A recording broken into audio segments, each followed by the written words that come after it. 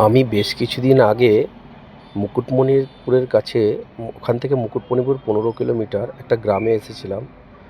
তো আসার সময় আমি জয়পুর জঙ্গল বাঁকুড়া মোড় হয়ে অনেকটা ঘুরে আমাকে আসতে হয়েছে।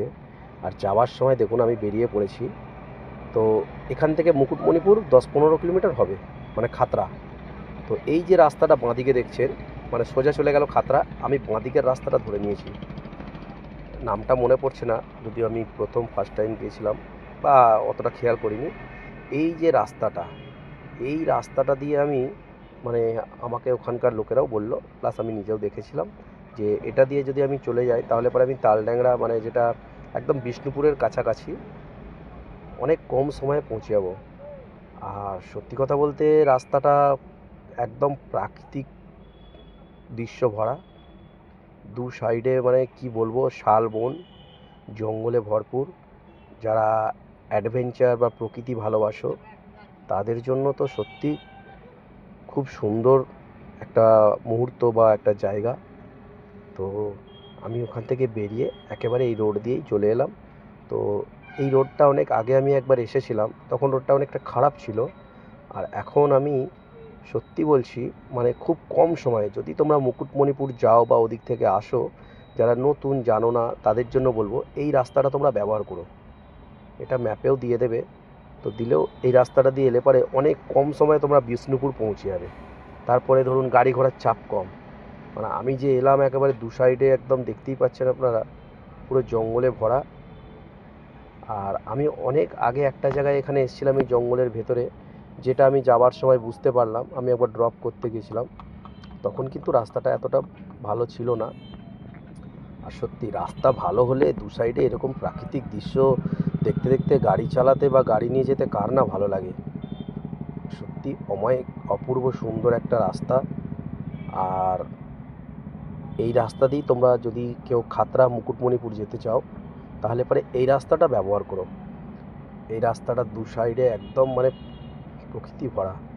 তো এখান থেকে সোজা চলে গেলে প্রথমে আমরা যে মোড়টা পড়বো তালড্যাংরা কাছাকাছি, ওখান থেকে ডান দিকে মেদিনীপুর, বাঁদিকে আবার বাঁকুড়া বিষ্ণুপুর। মানে বাঁদিক দিয়ে গিয়ে সোজা গেলে বাঁকুড়া, আবার সোজা একটুখানি এগিয়ে ডান দিকে ঘুরে গেলেই আবার বিষ্ণুপুর। তো ভিডিওটা মন দিয়ে যদি তোমরা দেখো তাহলে তোমরা কিন্তু বুঝতে পারবে বা জানতে পারবে যে আমি ঠিক কোন রাস্তাটার কথা বললাম, বা কীভাবে রাস্তাটা শেষ পর্যন্ত দেখলে তোমরা অবশ্যই বুঝতে পারবে যে বিষ্ণুপুর থেকে তোমরা কোন দিক দিয়ে এলে আবার এই রাস্তাটা পেয়ে যাবে। সত্যি খুব সুন্দর লাগছে। এত সুন্দর একটা রোড, এত সুন্দর দুপাশের দৃশ্য দেখতে দেখতে যাব ভাবতেও পারিনি। তো রাতের বেলায় আমার মনে হয় না এই রাস্তা ফ্যামিলি নিয়ে না নেওয়াই ভালো। যারা মনে করেন দিনের আলোয় যান, দিনের আলো তো ঠিক আছে, কিন্তু রাতের বেলায় না এ করাই ভালো, অ্যাভয়েড করা ভালো যদি ফ্যামিলি ট্যুর করেন। রাতের বেলায় যেখান দিয়ে মানে যেখান দিয়ে রাস্তাতে বেশি গাড়ি ঘোড়া চলাচল করে বা কিছু একটা পাবেন বিপদ আপদে, সেই সব রাস্তা দিয়েই চলা ভালো।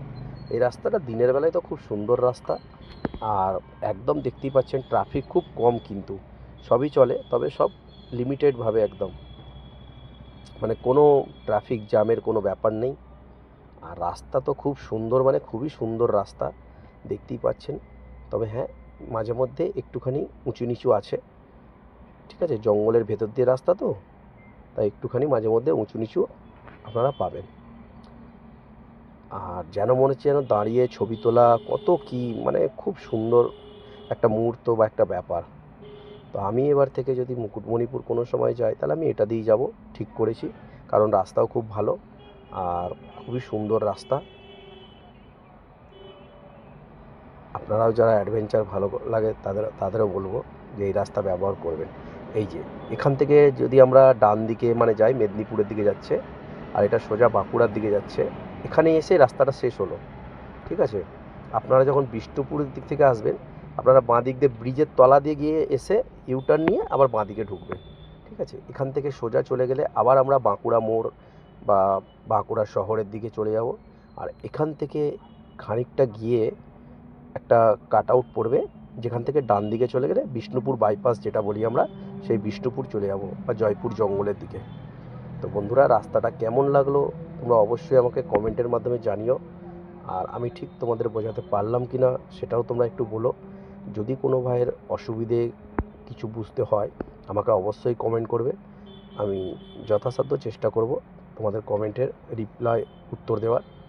তো সেফ ড্রাইভ, রাস্তাঘাট ভালো মানে গাড়িও লিমিটেড চালাতে হবে।